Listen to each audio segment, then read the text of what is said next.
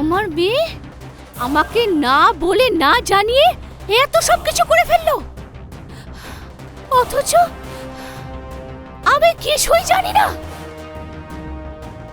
আরে এই আমার ভালোবাসা আমার বিশ্বাসের তুই এই প্রতিদান দিলি? এই সব কিছু দেখার আগে আমি মরে গেলাম না কেন? হে শিব শম্ভু, আমাকে মেরে ফেললে না কেন? আমার সঙ্গে এরকম রুদ্রি কেন করলি? কেন?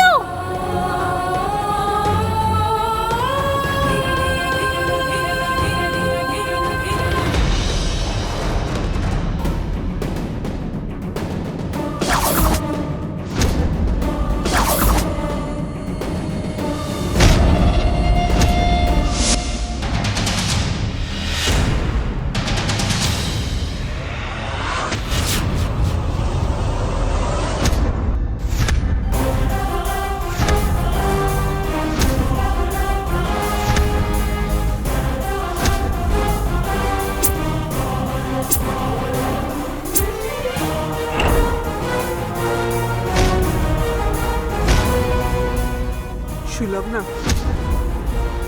তোমার কিন্তু একটা কথা খুব ভালো করে মনে রাখা উচিত যে রুদ্রি এখন শুধু তোমার মেয়ে নয়,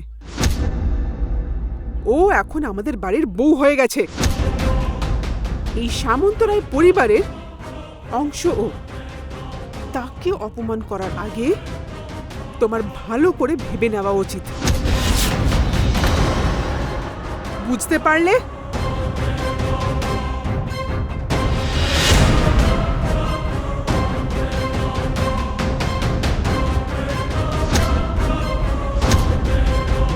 আমার মেয়েকে আমি কি বলবো আর কি বলবো না, তার সঙ্গে আমি কিভাবে ব্যবহার করব, সেটা তুমি আমাকে শেখাবে?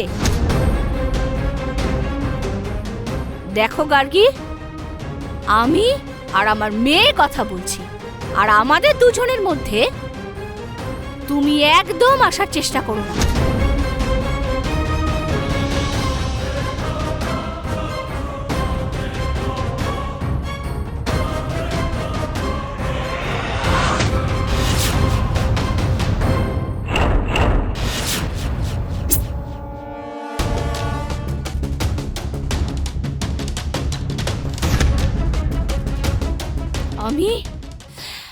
আমি এই বিয়েটাকে মানি না।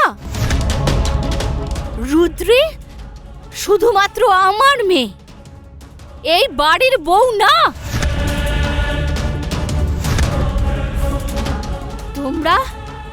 তোমরা সবাই বুঝিয়ে বাজিয়ে আমার মেয়েকে প্রতারণা করে বিয়ে দিয়েছো।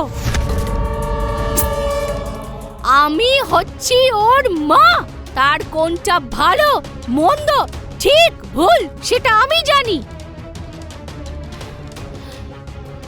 কান খুলে সবাই শুনে রাখো,